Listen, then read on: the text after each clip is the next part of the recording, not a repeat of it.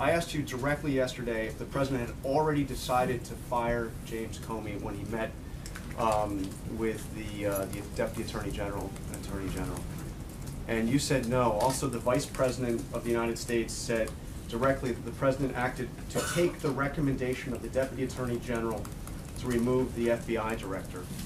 Sean Spicer said directly it was all him, meaning the Deputy Attorney General.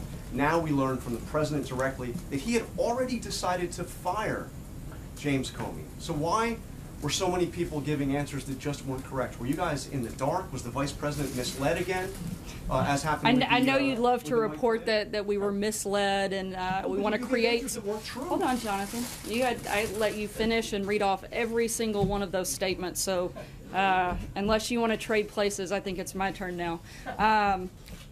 I think it's pretty simple. I hadn't had a chance to have the conversation directly with the president to say. I'd had several conversations with him, but I didn't ask that question directly. Had you already made that decision? I went off of the information that I had when I answered your question. I've since had the conversation with him right before I walked on today, and he laid it out very clearly. He had already made that decision. He'd been thinking about it for months, which I did say yesterday and have said many times since. And Wednesday, I think, was the final straw that pushed him, and the recommendation that he got from the Deputy Attorney General just further solidified his decision, and again, I think reaffirmed that he made the right one. But was the Vice President in the dark too? This is important. Was the Vice President in the dark too?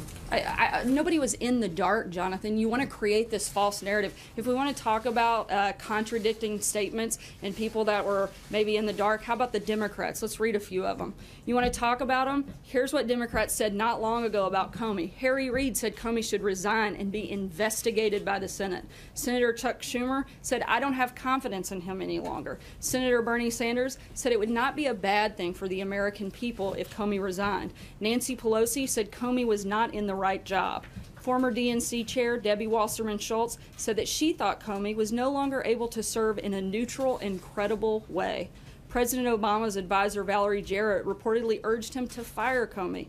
Just yesterday, Representative Maxine Waters said that Hillary Clinton would have fired Comey. If you want to talk about people in the dark, our story is consistent. The president is the only person that can fire the director of the FBI. He serves at the pleasure of the president. The president made the decision. It was the right decision. The people that are in the dark today are the Democrats. They want to come out, they want to talk about all of these, they love Comey and how great he was. Look at the facts. The facts don't lie. Their statements are all right there. I think it's extremely clear that, and frankly, I think it's kind of sad. In Washington, we finally had something that I think we should have all been able to agree on, and that was that Director Comey shouldn't have been at the FBI, but the Democrats want to play partisan games, and I think that's the most glaring thing that's being left out of all of your process stories.